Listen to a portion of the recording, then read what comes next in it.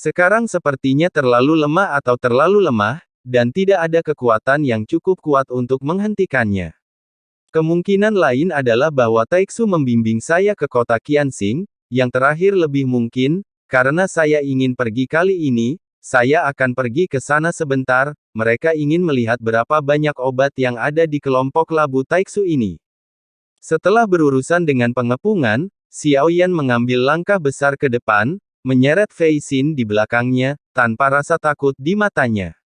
Apa yang dipercayakan Xiaoyan bukanlah paru-paru, tetapi hatinya adalah bahwa dia menemukan bahwa cara terbaik untuk menangani Taiksu saat ini adalah Taiksu, dengan jumlah orang yang banyak, masih akan banyak masalah jika ada pengepungan.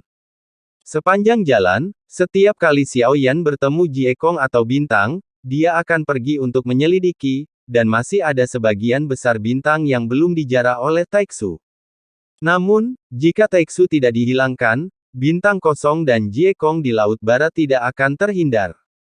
Yang bisa dilakukan Xiaoyan adalah memberi tahu beberapa orang kuat untuk meninggalkan si Haiwu secepat mungkin.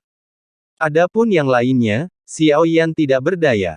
Namun, saat kita terus bergerak maju, semakin banyak masalah di sekitar kita, dan hampir tidak mungkin untuk melihat bintang atau ruang hampa yang masih memiliki kehidupan.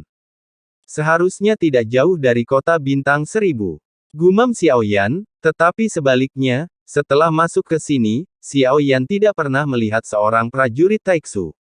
Jika ini adalah sarang mereka, secara logis, harus ada tim patroli di sekitar. Pada saat yang sama, dewa dari tanah paling utara melambat. Perlahan membuka matanya, dan aura yang beberapa kali lebih kuat terpancar dari tubuhnya. Akumulasi tersebut memungkinkan Xiaoyan untuk menembus dari 108 Thunder Veins menjadi 120. Meski masih ada segel bintang dewa asli di antara kedua alisnya. Tapi ki dan darahnya jauh lebih kuat dari sebelumnya, jika Xiaoyan memiliki cukup darah Yuan Shen saat ini, dia akan dapat menembus Yuan Shen bintang 2. Ketika saya pergi, saya melupakan obsesi saya. Xiaoyan menghela nafas dengan menyesal, bukan karena dia lupa membawa obsesi. Sebaliknya, lupakan untuk membiarkan obsesi menumpahkan darah. Xiaoyan tidak ingin menggunakan terlalu banyak darah menstruasi dari avatar primordialnya, jauh dari obsesi para dewa kuno, dia bersin beberapa kali dan banyak mengutuk. Itu berhasil begitu cepat. Permaisuri memandang Xiaoyan yang berdiri dan mendekat perlahan, matanya yang indah melengkung menjadi bulan sabit. Yah, itu berjalan dengan baik. Xiaoyan mengangguk. Senior telah terakumulasi. Chang Yuhua berhenti, lalu menggertakkan giginya dan bertanya pada Xiaoyan. Ya, Chang Qitian adalah leluhur Anda. Xiaoyan memandang Chang Yuhua, yang mengangguk, matanya agak redup, tampaknya dia tidak tahu apa yang terjadi. Segera Xiaoyan tidak berniat untuk bersembunyi dari Chang Qitian, dan memberi tahu Chang Yuhua semua yang terjadi di sini dan semua yang dia ketahui. Bagaimana bisa? Jelas, leluhur benih murni yang hanya menghormati leluhur yang membimbing saya di sini. Xiaoyan tertegun sejenak, sepertinya status keluarga Chang tidak rendah, lagi pula dia adalah murid langsung Chang Qitian, jadi wajar saja dia dikagumi oleh keluarga Chang. Chang Yuhua mengangguk dan tampak malu, hanya untuk melihat kelima jarinya mengepal. Semua yang dikatakan Xiaoyan di luar dugaannya. Nenek moyang tua diplot oleh muridnya sendiri, leluhur tua meninggal secara tidak adil, dan ditakdirkan untuk dihancurkan.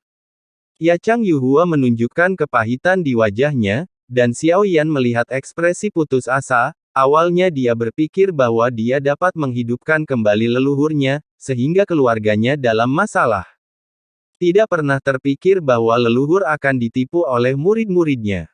Sekarang semuanya gagal. Bakat Anda tidak buruk, mengapa Anda tidak menaruh harapan pada diri sendiri? Sebaliknya, dia memikirkan tentang kebangkitan hidupnya sebagai ganti nyawanya. Itu melawan langit. Dan Anda harus tahu bahwa teknik terlarang Anda terhadap saya tidak mungkin berhasil sama sekali. Kata Xiaoyan perlahan. Teknik kebangkitan ini juga merupakan penghormatan kepada leluhur yang mengatakan kepada saya bahwa dia hanya perlu menyelesaikan ini untuk mengubah hidupnya dan menghidupkan kembali leluhur. Kulit Chang Yuhua suram, seolah-olah semua keyakinannya telah runtuh saat ini. Jangan memasang wajah sedih seperti itu. Keluarga Chang Mu hancur. Xiao Yan berkata dengan dingin. Keluarga Chang pada dasarnya hancur sekarang, dan tidak ada harapan. Mata Chang Yuhua memerah, dan dia sepertinya tidak bisa melihat jalan di depan saat ini. Anda masih hidup, bagaimana Anda bisa berbicara tentang kehancuran? Bakat Anda tidak lemah, dan Anda juga telah menembus keabadian. Mengapa Anda tidak pernah berpikir untuk menggunakan kekuatan Anda sendiri untuk membalas? Xiao Yan memandang Chang Yuhua dengan bingung, setidaknya dia juga seorang immortal, dan dia menggunakan metode rahasia untuk menyembunyikan kekuatannya sebelum langkah kedua. Xiao Yan sudah melihatnya, tapi dia tidak mengatakannya. Saya telah tinggal di bagian kedua untuk waktu yang lama karakter karena batas yang diketahui ada terlalu banyak musuh dan kekuatan yang kuat ada lebih dari 10 bagaimana saya bisa membandingkan dengan leluhur saya. Chang Yuhua tersenyum pahit, meskipun dia tidak banyak bicara, terlihat betapa besar kebencian yang dimiliki Chang Yuhua di dalam hatinya. Menyaksikan keluarganya sendiri dimusnahkan dan kerabatnya dibunuh. Di bawah kebencian seperti itulah Chang Yuhua mempercayai apa yang dikatakan orang lain, dan bersedia mengorbankan hidupnya untuk menghidupkan kembali leluhur untuk membalaskan dendam keluarga pelacur. Cukup untuk melihat seberapa besar kebencian yang dimiliki Chang Yuhua di dalam hatinya, dan urgensi untuk membalas dendam. Dia tidak bisa menelannya. Jadi mati-matian membangkitkan leluhur juga bersedia melakukannya. Chang Qitian, yang terpengaruh oleh kebencian, benar-benar kehilangan akal sehatnya, jadi dia mengambil kendali atas Chang Yuhua, yang memiliki darah yang sama. Ingin balas dendam, hatinya sangat mendesak, dan dia tidak bisa menelan nafas ini. Jadi mati-matian membangkitkan leluhur juga bersedia melakukannya. Chang Qitian, yang terpengaruh oleh kebencian, benar-benar kehilangan akal sehatnya, jadi dia mengambil kendali atas Chang Yuhua, yang memiliki darah yang sama. Betapa makmurnya keluarga Chang dulu, betapa kesepiannya sekarang, bahkan leluhur yang jatuh pun ditentang, dan sekarang bahkan tidak ada jejak sisa jiwa yang tersisa. Ini adalah token dari alam dewa kuno. Pegang token dan pergi ke alam dewa kuno. Seseorang akan membimbing Anda untuk menjadi dewa abadi, jadi Anda harus terlihat abadi. Meskipun Anda adalah keturunan Chang Qitian, Anda terjebak oleh kebencian. Permaisuri di samping Xiao Yan tiba-tiba berbicara pada saat ini, dengan nada tegas dalam suaranya. Dalam sekejap, temperamen permaisuri samar-samar terpancar. Chang Yuhua berhenti ketika mendengar kata-kata itu, matanya sedikit salah.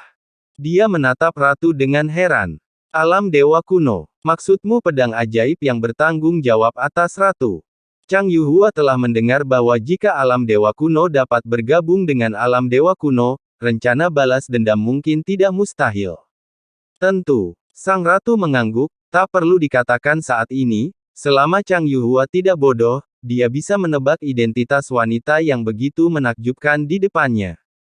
Chang Yuhua menarik napas dalam-dalam, dan jika dia bisa membiarkan ratu menjadi pelindung, maka identitas pria ini adalah bahwa Chang Yuhua memiliki perasaan yang baik ketika dia melihat Xiao Yan pada pandangan pertama, tetapi tanpa diduga, dia benar-benar bertemu dengan orang yang mulia. Sekarang semuanya telah hilang, Chang Yuhua mengerti bahwa itu adalah keberuntungannya, jadi dia segera mengulurkan tangannya dan dengan hormat mengambil tanda ratu. Terima kasih senior Chang Yuhua karena tidak melupakan kebaikan ini.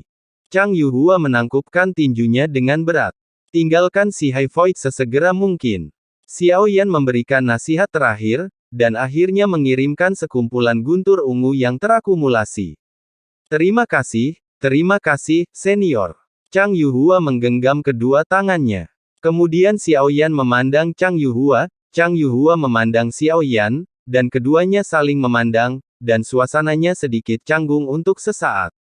Ada apa? Senior, bagaimana dengan petarung arkade yang tadi kita bicarakan?